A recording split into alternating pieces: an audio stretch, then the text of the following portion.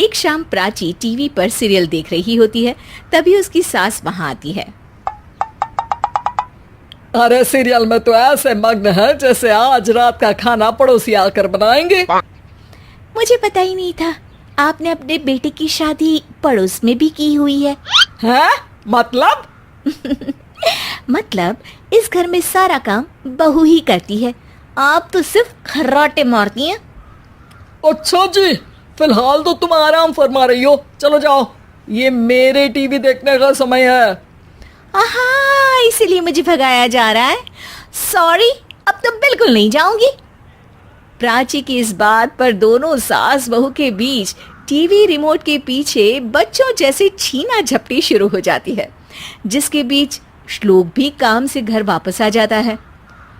हाँ, आज मेरी चूहे बिल्ली की जोड़ी किस बात पर झगड़ रही है?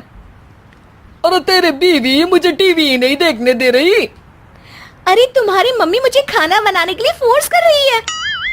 अरे वाह, ऐसे बेतुके रीजन पर तो बच्चे भी झगड़ा नहीं करते।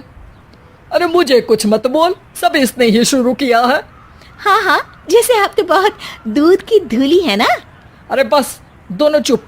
प्राची जाओ, खाने की तैयारी करो।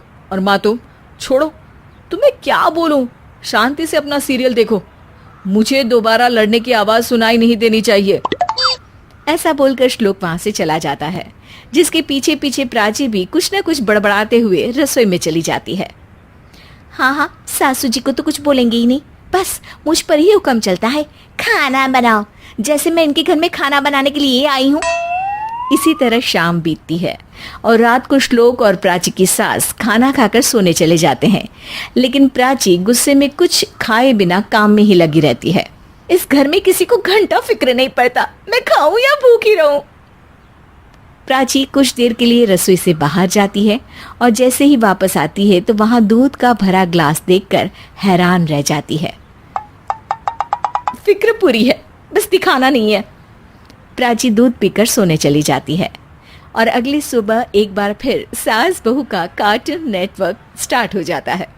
ये तुमने ही किया है। अरे अजीब जबरदस्ती है, मैं बोल रही हूँ मैंने कुछ नहीं किया। दोनों ने मिलकर पूरे घर को पागल खाना बनाया हुआ है। यहाँ कोई नॉर्मल इंसान तो रह ही नहीं सकता, इसीलिए अब पड़ोसी क्या रिश्तेदार भी घर आने से कतराते हैं। और सुन बेटे, तू भी चंगा, तेरी माँ भी चंगी, तेरी बीवी भी चंगी, रिश्तेदार। हाँ जी, आपको नहीं पता क्या, गंगाधर ही शक्तिमान है, रिश्तेदार ही। हाँ हाँ, बस समझ गया। कभी जानवरों जैसे लड़ेंगी तो कभी जुगलबंदी करेंगी। भाई मैं आप दोनों के बीच में नहीं फंसना चाहता। सास बहू की इस मनमौजी जोड़ी से परेशान होकर श्लोक अपना सिर खुजलाता वहां से चला जाता है। चलो अब मैं भी कीर्तन में जा रही हूँ।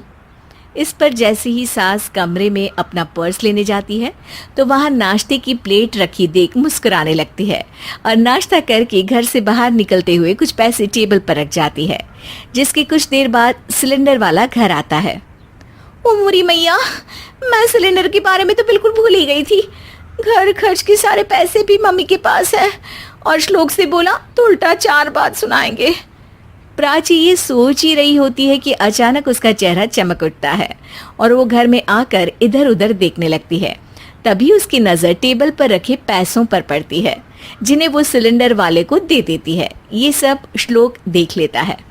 अच्छा बेटे, इतना बड़ा घोटाला, सबके सामने मैं तेरी दुश्मन और पीठ पीछे तेरी मेरी यारी। इस पर श्लोक एक प्लान बनाता है और शाम को सब एक साथ बैठे होने पर बोलने लगता है। माँ, तुम दोनों की बहुत लड़ाई होती है, इसलिए मैं सोच रहा हूँ कि प्राची को उसके घर छोड़ाऊं, इससे वो भी खुश रहेगी और तुम भी। अचानक श्लोक की ये बात सुनकर सास बहू शौक से उसकी तरफ देखती है। अरे ऐसे कैसे घर छोड़ाओगे, मुझे कहीं नहीं जाना। अरे तुमने बोला नहीं पर मैंने सुन लिया, तुम्हें मम्मी के साथ रहना अच्छा नहीं लगता, मुझे पता है। अरे वाह, अरे जब बहू खुद कुछ काम बोले तो वो तुझे सुनता नहीं, और अब जो इसने बोला ही नहीं वो तू समझ गया। जब उसे नहीं जाना तो फिर जबरदस्ती क्यों कर रहा है? अच्छा, फिर आपको मौसी के घर छोड़ाता हूँ, बस अब आप दोनों एक घर में एक छत के नीचे नहीं रह सकती। मैं इस टॉम एंड जेरी की जोड़ी को और नहीं झेल सकता। है? ऐसे कैसे नहीं रह सकते?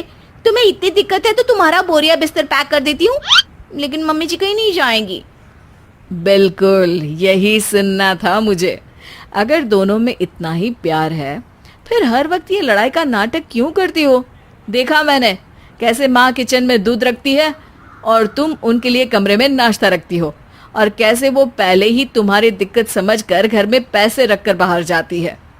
अरे भाई, इतना ड्रामा तो डेली सोप में भी नहीं होता जितना तुम दोनों ने इस घर में फैलाया हुआ है। तू हमें टॉम एंड जेरी बोलता है ना, तो याद कर वो दोनों भी एक दूसरे को बाहर वालों की बुरी नजर से बचाने के लिए हमेशा सबके सामने लड़ते थे, लेकिन अकेले में दिक्कत के समय मदद भी तो करते थे। बस हमारा रिश्ता भी कुछ ऐसा ही है। और वैसे भी अगर सास बहू में तू मैं नहीं होती तो दुनिया वालों को कहानियां कैसे मिलेंगी?